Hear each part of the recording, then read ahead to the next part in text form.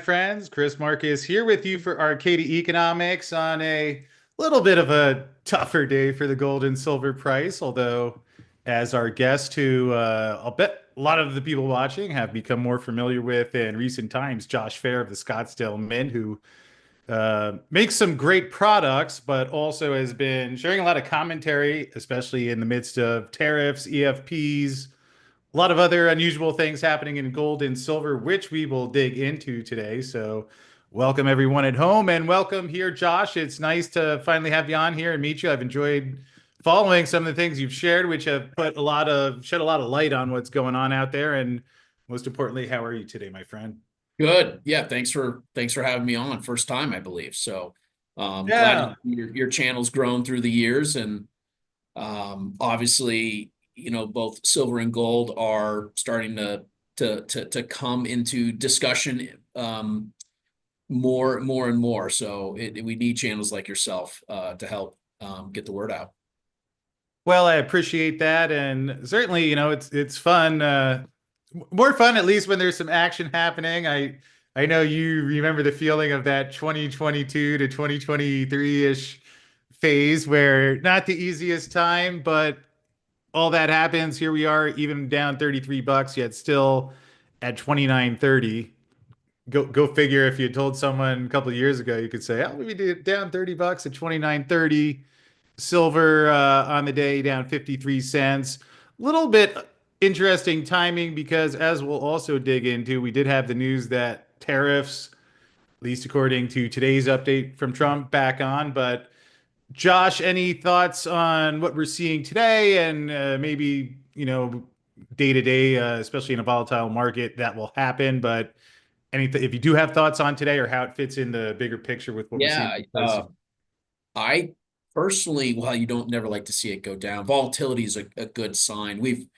In particular, gold has gone up quite a bit day after day after day, and really it's most of 2025. So to see a little bit of volatility, but I'd say the biggest thing is if you look at the intraday, the at a spot level, I think we're looking at the April futures. But the spot level, yeah, you can see right there, we recovered almost about half already. So, and if you look at the spot level, we recovered the 2,900 handle on a spot level. So, look, I think it's we're going to see volatility. I've been talking about that. There's a lot of people are short the market. A lot of people might have tariff exposure. They may have leased their metal out. Some of the banks may have leased their metal out overseas, and they need to get that metal back into the U.S. in the event tariffs do come on gold and silver. So obviously, right now we're talking about tariffs right now just on Canada and Mexico that could start here, I believe March 5th.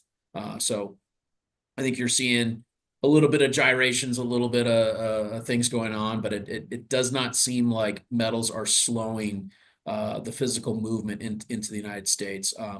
Though we could see some ease back. I think we've noticed, I'd say the EFP, the exchange for physical premium, did come back down a little bit just recently. So I would say, at least here in the United States, material is a little bit better situation than maybe some of our friends on other continents where the tightness of metal is quite extreme. So people are selling out of selling out of stock and whatnot. So you're seeing a kind of a scramble for that material. But it's really because of the materials coming stateside. It's being sucked out of Korea. It's being sucked out of Southeast Asia, and out of Europe in particular. So, yeah, I think a little bit of volatility up and down allows people to, pick their spots. And then there's no doubt, I know a lot of people in our community, they call it Mr. Slammy. The reality is Heard we're the going, term once or yeah, twice. we're going higher. I mean, gold will eventually drag silver up. I'm not too concerned about it. I would look at it like, people that maybe, got upset that silver dropped during COVID into the low teens. Anyone that bought silver in the teens is up quite nicely here, now that we're in the 30s. So I think we're going to do the same thing as we look back in the future. We may look at these levels, especially with what's going on with the supply demand curve. So that's my quick and easy. I'm not a despair guy. It's more of where do you think things are going to be in 2 years, 5 years, 10 years? And if we start thinking about generational wealth building and assets that you own, obviously you can look at your holdings as a trade, whether it's short term or long term, but you could also look at generational wealth that you might pass down to your kids, your grandkids. And a lot of people do look at precious metals in that fashion. So I think it's an exciting time to see when there is volatility, and then especially volatility in the stock market. We're going to start to see, I think, some scared markets out there that'll free up capital to go into other investments. And gold and silver went down a lot less than the crypto market has in the last day or two. So I think we're just seeing quite a bit of volatility across all markets. Yeah, which I think, whether people like it or not, in the midst of the conditions we have, I've been suggesting be prepared for volatility in both directions. When you have things like this happening, that's how it's going to go. So don't. I think people are like feeling a little better with, $30 plus silver than a couple years ago when silver is going down to $12 and some are ready to jump off the ledge. So yes, I think that makes a lot of sense. And Josh, going back to this Trump news here, and you talked about the EFP. Do you have any thoughts on? Do you expect it to? I know it's come back in, but do you think that as this gets priced in, I guess they said this was announced Monday technically. So, but do you think we'll see repeats of what just happened? It's a great question. I know when Trump originally said, "Hey, tariffs are going to be implemented," he did it on the weekend. It's going to be implemented, I think, on a Tuesday, and then obviously he extended it 30 days. I personally know a lot of gold and silver from both Canada and Mexico were pushed as fast as possible into the U.S. So could he could delay this again, right? He could, or there's an exemption. So I don't think we're going to know. Trump's not really in the game of telling you his full playbook. So I think it's unfortunately causing a lot of people to sit on their hands. And there's no doubt, I think most importantly, this is really being driven by the banks. This is the retail market for the most part has been asleep for probably more than a year, about I'm going to go with around 15, 16 months. Yep. They've been selling, they think the gold and silver prices are high. But the other players in the world do not. And so you're seeing the biggest central banks in the world are competing for these same assets. And so they're buying it. So it almost is like it's kind of interesting. This has been driven. I think we saw, let's say the Wall Street bets. What was that, 4 years ago now? When they were trying to, let's squeeze the silver market. The timing of it could have happened if all the right factors were going on at the same time. I think right now, the retail market is not really paying attention. I think paying attention is different than buying. And so I think people have been waking up a little bit the last couple of weeks.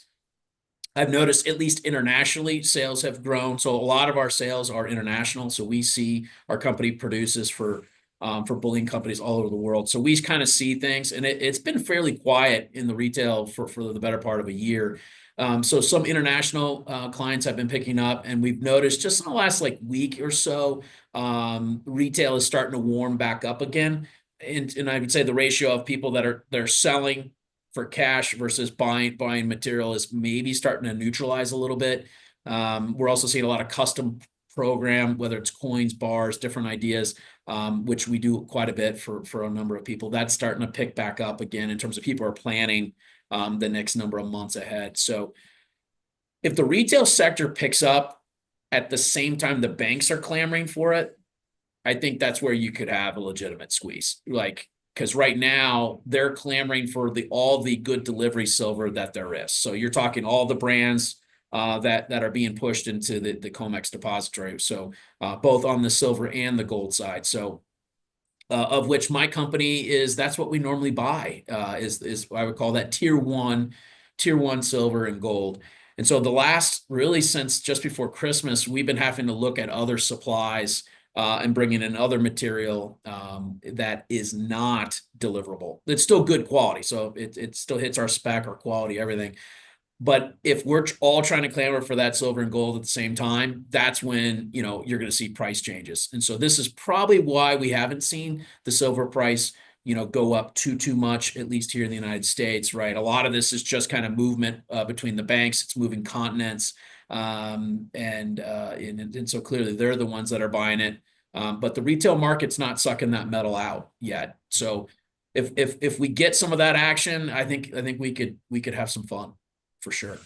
Yeah, it's a great point. Something we've talked about quite a bit here because, yeah, a year and a half or so of a lot of selling, and I've even heard, and I'd love to get your comment on that. I've heard several dealers talk about how a lot of the product that is being sold back is being melted down into industrial bars. And, I'm sitting there thinking, well, we're still running a deficit. Anecdotally, I'll hear stories that things there are tight. And like you said, it's, well, if this is with people selling, what happens if that flips at some point would certainly be an interesting dynamic. Anything you can comment? I know that you're much closer to that in terms of things that get sold and melted down, and anything you've seen there? Yeah, so I would say the amount of material I've seen come out of IRA accounts has been historic. If you want that as a headline, over the last year, and I'm talking insane quantities of product that have come out of that. So a couple things of why that's happening. So one, it's just how many buyers and sellers. So if we think of it, let's think of it at a micro level. Coin shop in a strip mall, right? They've got people that come in each and every day. Well, when they don't have enough to sell, they have to go to wholesalers or a manufacturer to buy new material. And so this is where a company like mine, where Scottsdale Mint produces new product, right? They need it, and so that feeds their store. But then they get an estate sale. A family, someone passed away, someone is selling a bunch. Most of the time, right, they're able to spend their own money and they just put that stock in their store. Well, when they get too big of a buyback, they may fork that money out, but they need to liquidate at least a portion of it, maybe half of it, and they'll sell it to a wholesaler. Well, oftentimes they get it at a good price. Let's say you're buying an Eagle, you're buying something with a pretty good premium on it. You'll send it to someone, and it's called repo. It's repo or metal availability, where that metal is, you own the right to buy it back, but you've sold the metal content to a distributor or a bank. And because what's going on with what may be the hidden hand, whether that's the U.S. government or the banks, maybe a combination of both, they do not want to lease out metal. And so that lease rate that's really being driven out of the London lease rate, right? No one's leasing metal to make a small VIG of 1-2% when all they need to do is bring that metal over to the United States and put it on a shelf and get paid a handsome payment. So they're not wanting to lease it out. So lease rates are now rising. I'd say a small coin shop is easily paying 10 to 15% interest rate. So if they're trying to make 10, 20 bucks an ounce on gold, we're at $3,000. I'll let you guys do the math at home. Like every day that goes by, a coin shop is losing. And so they're not able to hold on to that. And so that goes all the way up the food chain. And eventually, even a distributor goes, oh my gosh, I can't hold all this material as well because my rates are higher. So all that metal gets pushed off to the refineries.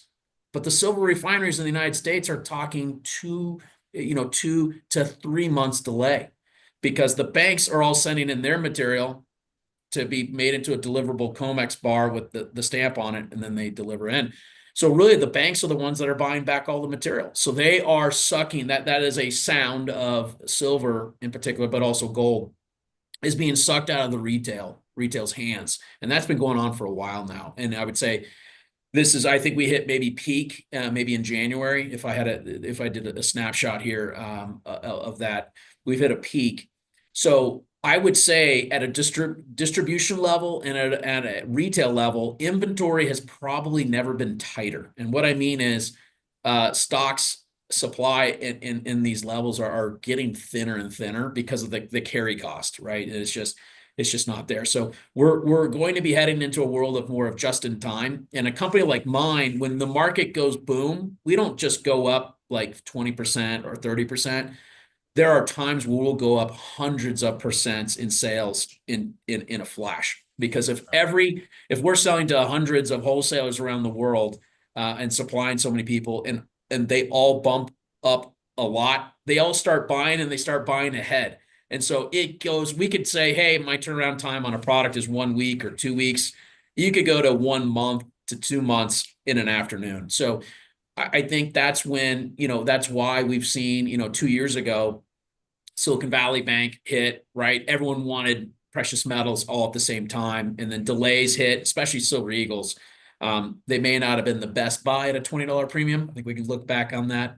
And I think one of our social media accounts, we took some heat from someone that said, we're not saying we don't like Eagles, but it's probably not the best price because now you can get them at a fourth the premium or less. So it's an interesting game that happens. It's all just supply demand. And we see the same things in oil and gas. And this is the same thing from the guys that are pumping it out of the ground to the pipeline companies, to the refineries, to the gas stations. It's all the way through.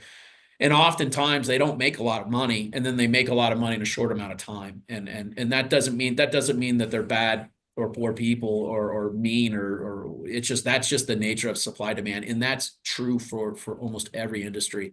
So I would say it's a tough time if you're a coin shop right now. As long as you're able to turn that inventory, you can do pretty well buying buying your material at a price and resell it. But it'll be interesting if retail kicks in. I think you could see some legitimate delays / shortages that could definitely exist. And I say the same thing will happen with the U.S. Mint, because if they're competing with material that's getting a high EFP surcharge, because they're buying that material from someone that's an authorized silver to go in, they're going to have to pass on that premium surcharge at some point. So you could see Silver Eagle premiums, bump up should this continue on. I think you could see something like that happen. Yeah, it's certainly an interesting phase of this saga that we're entering now, and starting to see things pop up, let alone what else Trump is planning to do. And, it'd be fun to see what happens if we find out that the Fort Knox gold has been repoed out and get a little surprise there. I keep thinking that's a little bit of a slippery slope. What if they find something that's not what they were hoping for? But we shall see how that goes. Josh, a few more before we wrap up here. Obviously, we've seen, well, not physically, but they're reporting that a lot of metals coming from London to New York. And that would make sense that you have some shortages perhaps in London. You talked about also a lot of metal coming from Korea, and I've seen they've had shortages as well. But I'm trying to think of the right way to put in context, because it's like on one hand there is chaos in this supply chain, yet the metal's in New York now. So it's not like we're having an overall supply shortage. And I think sometimes maybe people do get that impression from some of the things they hear or read. Anything you could comment on that to help people have the Well, right context, so when they see this, like, well, does this mean things going to blow up, or it's just here? I mean, will people just get metal from New York and take delivery? Anything you could say on that? yeah, I mean, obviously we're not really 100% sure of what is going on, but some of that gold that's in the COMEX, for example, someone's standing for delivery. I my other thought is, if it was a private institution that was causing this much havoc in the commodities market, and I mean havoc, I mean I'm talking there's some panic, as you could see, delays and friction with the LBMA, that company or person's going to get a phone call, and they're going to be told to stand down. So this happened to the Hunt brothers, this happened to George Soros, this happened to Warren Buffett, right? And so if we And go, Derek Sprott too. well, yeah. And so no one's getting a knock on the door. That's where you put two and two together. You say it could be someone that doesn't need a knock on the door. It's somebody, that could be the US. So a lot of that metal could be spoken for. So there's no doubt.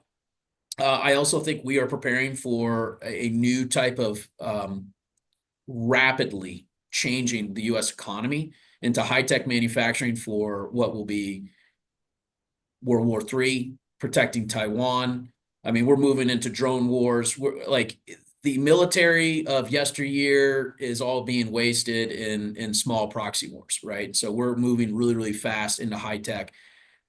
Guess what you need for high tech manufacturing? And you need a lot of silver. You need was a lot. It's a critical mineral. And that's something that the U.S. military had a strategic stockpile 20 something years ago, and it all burned out. My estimates is around 20 years ago. So, you know, look, all that metal is coming here. It's for a reason, and I think we're shoring up, perhaps not only balance sheets but also perhaps our high tech industries. So we're going to need that metal. And that metal is going to also be needed in other countries. So there will be competition for that metal. So anyone could pull out of the COMEX in theory. So unless they put on certain restrictions and things. So, you know, China obviously can come in and try to buy gold and silver and move it over to Shanghai or so this is going to be an interesting scenario. And frankly, there's not enough new silver coming online to feed the market demand. And this is without even like understanding the full reality of what robots are going to be doing, how rapidly robots and AI are going to just take off and boom. I mean, I don't know what the United States is going to look like in 5 years, but I think we can all say that we can imagine some dramatic changes are happening. And depending on who's leading the country, we could have a different perspective as to what does that look like. Like, is this good for the people or bad for the people? Is it more the Davos? Is this more of a Davos vibe? Is this more of a, let's say, Trump MAGA vibe? So, I would say the metal coming to the United States is a strategic reason. I think people get caught up in short term thoughts. Tariffs are going to be with us probably for a while. I don't think this is just him bluffing. I don't agree with a lot of people that think this is just negotiation only either. So he is going to make this a revenue source. So as we go forth and change, it's possible that income taxes go away. It's possible that a certain amount of our population doesn't even have income anymore, doesn't pay any taxes, and they just live. So, I mean, that's not saying I like this. I'm just saying if you listen to what Elon Musk had talked about before he went political a year ago, right? If you go back in time, he's expecting that AI will wipe out the majority of jobs. So, and everyone's going to be on some form of universal income. Maybe income goes away, and it's just universal basic needs. And so we live, we eat, we have less stress. Probably not. I have no idea, but I do know this: high tech electronics and manufacturing is here. Warren Buffett controls the vast majority through Berkshire Hathaway of metals manufacturing. All the tooling, all the metal supply, a lot of the stuff that my company gets is through Berkshire companies. So, you got to think about why is he positioned where he is? He's sitting on a war chest of record amount of cash. When is he going to deploy it and how? And so it's kind of fun as you put all these things together. I would say times are going to change. As we saw in Tucker Carlson, Luke Gromen was on just last night. And I think the title is a little bit of a red pill for a lot of people. And it says preparing for a new financial system. And so what does that mean? A lot of people are going, wait, gold matters? What do you mean gold matters? Why are people buying it? And so we could be on the cusp of a renaissance for gold and silver in America, that we really could. Not only is our government perhaps owning it and wanting more of it, but technology and industry needs it. And then also consumers looking at how do I build that wealth out for my family, and holding an asset that actually does well in times of crisis. So what an exciting time to watch, cover it. I don't know exactly how it's all going to drop, but I can tell you I'm pretty excited to have moved my company to a new state. I'm in Wyoming now, and into an expanded facility, and we're kind of ready for things to get crazy. So yeah. Yeah, well, I like that description as you were saying it. I'm remembering back, I'm like, I hope we don't get the AI future. Was it 2030 when they eventually melted down the world in Terminator 2? And I remember the exact dates, but hopefully we don't go that route. Although you mentioned some good points, and in fact, I remember Silver Institute last year, they put out a study from Oxford Economics calculating the expected growth in industrial demand for silver over the next decade, which get it if there's ever been a 10-year period where we could be less certain. This is probably it, but they came back with 46% growth in industrial, and you raised a lot of good points there that will make it fun to watch, and we'll see what happens. And Josh, perhaps just as we wrap up here, you could let people know where they can find you, and I have the website pulled up in the background here, so you could we can show people some of the things that you guys make if you'd like, Sure. and anything else you'd just like to add before we wrap up. I joined X, I think 4 weeks ago, so I'm pretty new there. A So I've new got superstar there. You're quite uh, popular already. well, well, thank you. I've got a few new friends there. So, Josh Philip Phair, you can just search for me. I'm sure you can find me there. And then obviously Scottsdale Mint. We do a lot of investment grade product, as you saw. We do a lot of fun gifts and collectibles. Obviously, there's an alien program. We produce just all kinds of stuff. So whether that's investment, collecting, all the way in the middle where it's more gift.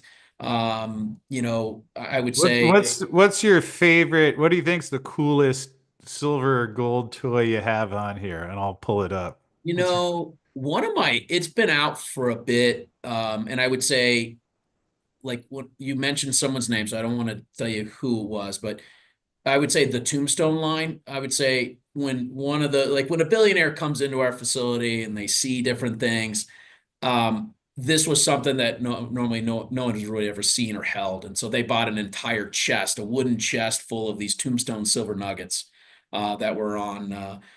So we make those in kilo, 10 ounce, and 5 ounce in size. are And so, those on here? yeah, if you click, there it is, Tomb Series Tombstone right there to the right. Oh, I'm sorry, I got distracted. My father was Egyptian, so I'm gonna. Okay. Oh, I like, as you can see, opening many windows and overloading myself. So we'll get that one open, and then Tombstone. All righty. Yeah, I think in an average year we produce more than 1,000 different products. So in terms of it's kind of just nonstop. So Oh, well, um, that's slick. Look at that. I like the. and I would say during COVID we had to stop production of wooden boxes. I mean, we were getting like certain wholesalers were buying more than 100 to 200 of these boxes empty. I was just gonna say, does it come with the box? Because I have when my dad passed away, one of the things that left behind was like a little wooden treasure chest, which I love, and I filled with silver. So the boxes are out of stock right now. I think Oh, good question. goodness, Uh, they're beautiful. Oh, There we you got go. some new big chests coming. We just try to make cool stuff that people want. At the end of the day, it's all made. We make it right here in the United States. And but yeah, if you click like that 5 ounce nugget, and This if you one. see some of the, yeah, it has really cool design. It's just different. I call this is a fondle piece. This is something you want to have on your desk. Just hold it. If you see oh, there it is, a little video of it spinning. It's just something. It's kind of fun, something different, pure metal. I know one year, one of the TV guys, TV show for Christmas, and they sold, I think it was in the millions of dollars of this product on a few TV shows. So just kind of pushing it Those, out. I've always heard those infomercials. When you do them right, they actually work. So, And well, I don't know who's up at some of those hours, but apparently it works. So but yeah, that's a pretty cool product. And then obviously our cowboy series. Obviously you got the Egyptian, um oh, I think I got Egyptian. this one from you, didn't I? Now there you go. Is Is that the Sphinx? that's yours, right? The five Yeah, ouncer. Look how fat that guy is on the side. that's a thick one. Yeah, That you guys make that? we do. All right, I got that sitting here on my desk. Well, yeah. Um, so thank you for that one. I think, yeah, I believe that is this baby right here, right? Might be go down a little more. There was the Keck. Or no, That's yeah, I have yeah, the there it is. Sphinx. There it is. I got the Sphinx here. So, Yeah, no, I've um, our probably our most popular item historically over the last, I mean, we're now in our 17th year of business is our stacker bar line. So the 10 ounce, where's um, that? let's see Under here. shop? If you go to shop like silver bars, click on silver bars. Our stacker bar line has been, and we make it with a few other brands, few other labels. So like if you click that 100 ounce bar. I think we've got it spinning um, on there. If you scroll down, yeah, I think it's going to scroll through the three sizes, but it's one of the prettiest bars in my opinion out there. And I think just the repeatability, people like to buy them, stack them, they put them in their Oh, safe. that's slick. Wow, look at that They're there. great for That's vaults. pretty. Yeah. And so we've been producing that. We produce that for some private banks with their name on it. And so yeah, that's been a very, very consistent, popular product through the years.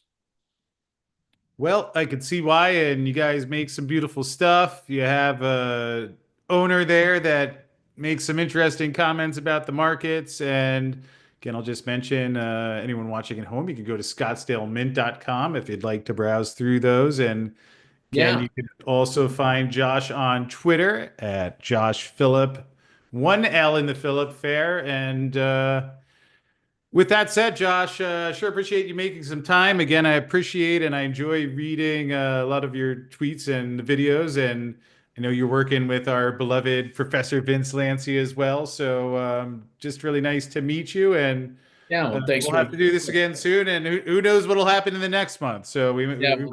we might need you back here tomorrow or even before the night at the rate things are happening, but certainly an interesting time. And thank you for being a voice in the precious metals community and making some beautiful gold and silver products. And we'll do this again soon. Absolutely. And you can find some of our stuff too at other bullion dealers as well. Just shout out. We're all over the place. So I appreciate your time and it was fun to be on. Well, thank you. And thank everyone at home who has been there joining us. Hope you enjoyed the show, and we will see you back here again tomorrow.